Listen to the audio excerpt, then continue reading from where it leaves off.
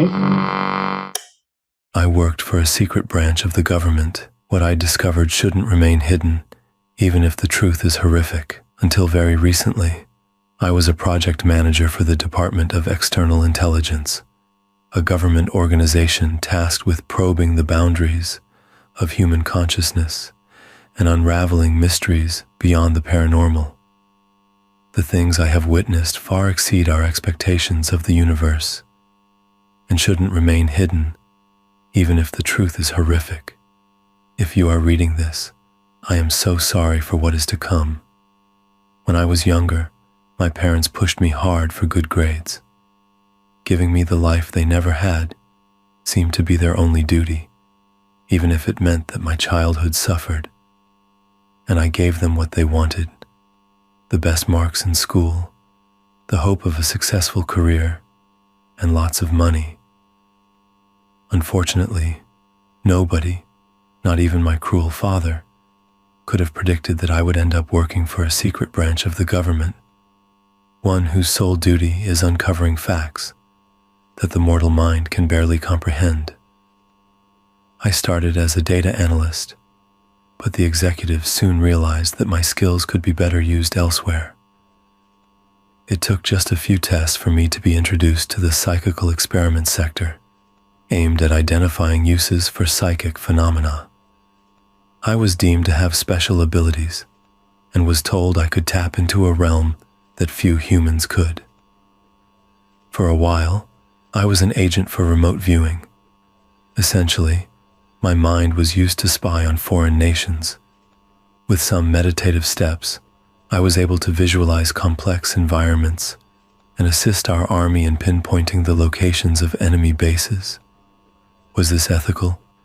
I don't know, but it provided me with a sense of accomplishment, so I continued to do it. The more important I became in my job, the more I had to hide from my family and friends. My parents died, thinking I was a pencil pusher for the government, and the few relationships I've had have remained short due to my secret life. The longer I've stayed with the department, the more information I have been given. But it was only once I became appointed as a project manager that I learned details that, if leaked, would change the world forever. I'm sure you have noticed the increased sightings of UFOs, or UAPs, in recent years. Their frequency has been at the center of my new position in the department. You see, these aren't vehicles piloted by little green men. They are beings themselves, classified internally as seraphs. These entities have been visiting us for centuries. The Bible called them angels. The Quran named them malaika. But they are the same things that have been seen in the sky of every continent on Earth. I was told that they didn't know where they came from or why they had visited us. Sadly, for them, I have a unique intuition and knew that was a lie.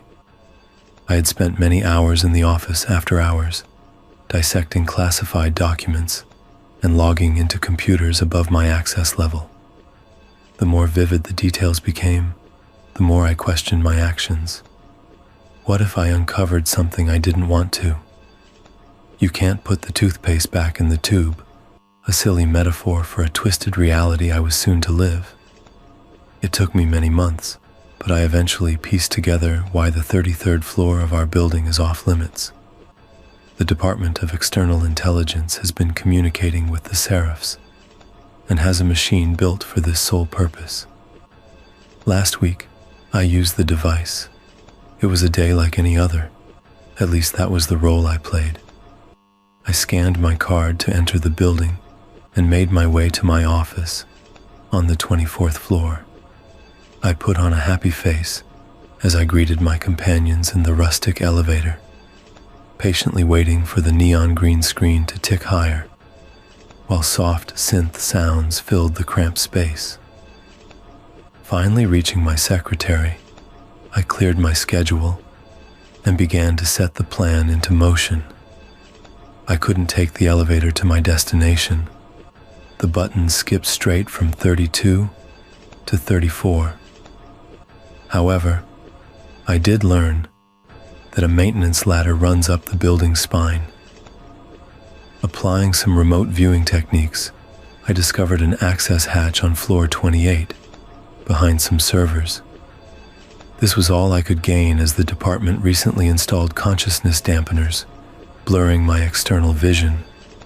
Getting to the server room was easy, and it took but a small distraction to enter the hatch as I began climbing the maintenance ladder. I was on the 28th floor, but looking down, it seemed as though the shaft stretched into an infinite abyss, with no end in sight. The department was unlike any other building, with winding corridors and frequent cases of spectral appearances. A ladder, stretching to an impossible darkness, seemed on brand.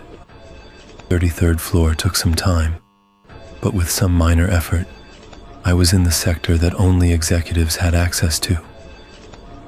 Standing in what appeared to be a reception area, the silence of my new environment startled me. I expected a welcoming party and planned to use my charm to reach the final destination. The department's building was informally named the Monolith, due to its brutalist design and tall concrete walls.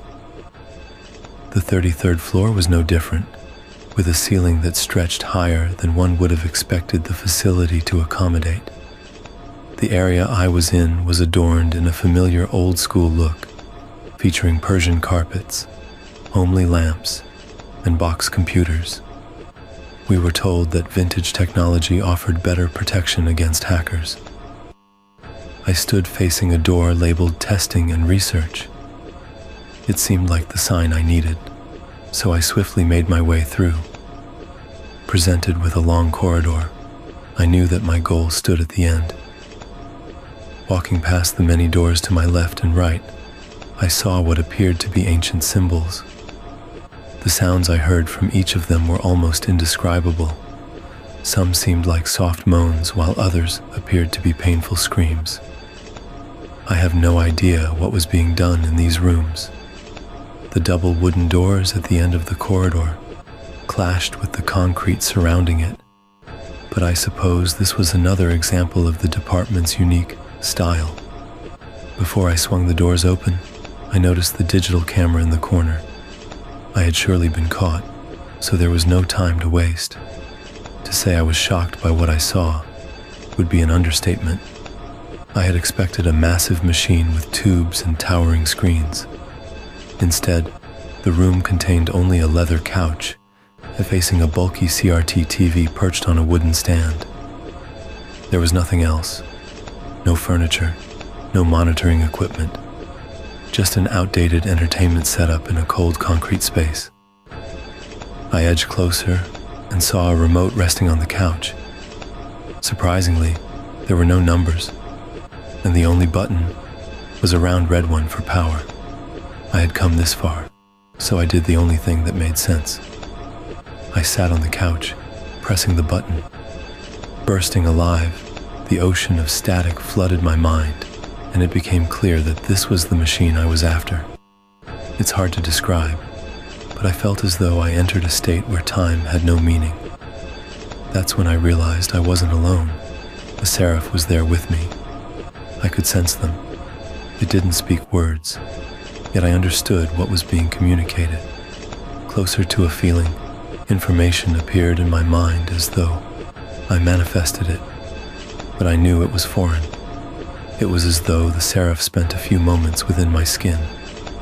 At first, I asked my pre-planned questions. I wanted to know where it came from and why it was visiting Earth. I quickly learned that languages developed by humans are a prime illustration of our insignificance in the universe. This is the best way I can put it. If you think about a house, with every room being a planet, we can move from one room to another, a crude metaphor for space travel. If we are sitting in the living room, the seraphs have always been here, in a place that occupies the same space but in reverse. Mirrored dimensions, two areas next to each other, but because they are back to back, one doesn't notice the other. The seraph told me that the reason that so many of them have decided to visit us is that they are partaking in a great harvest. They have made their way through many universes, and now it was our turn. Human souls hold special meaning in their existence, and it is only through our death that they can be harvested. Through it all, I had no fear. The seraph comforted me and guided me along each stage of the conversation. It whispered wise truths and made me feel as though my normal life had been but a dream compared to true reality. With my mind barely comprehending the secrets I had learnt, the TV zapped off, leaving a brief imprint of static as it slowly turned pitch black. I had been told too much, perhaps more than I wanted, and so I ran to the door. By the time I had reached the floor's hatch, 2 department officials were already there to arrest me. Their voices appeared calm, yet the grip on the concussion devices remained firm. They had a clear intent to take me down, with whatever force was necessary. What happened next, I don't remember. It seems as though a few minutes were wiped from my memory. I recall putting my hands behind my head in surrender. When I came to, my hands gripped the jagged edge of a broken lamp, with corpses slumped at my feet. 2 dead bodies lay before me, mangled into a portrait of ripped flesh. I had to escape. I would surely be locked up for something I don't remember doing.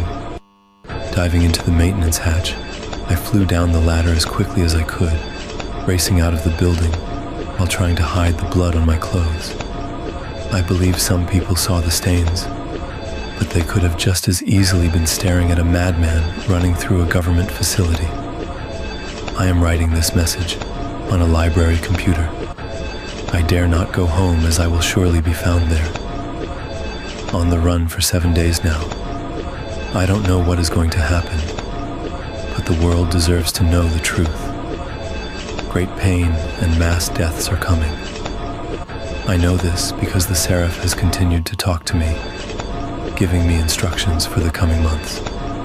I refuse to die, and so I made a deal. I will help them.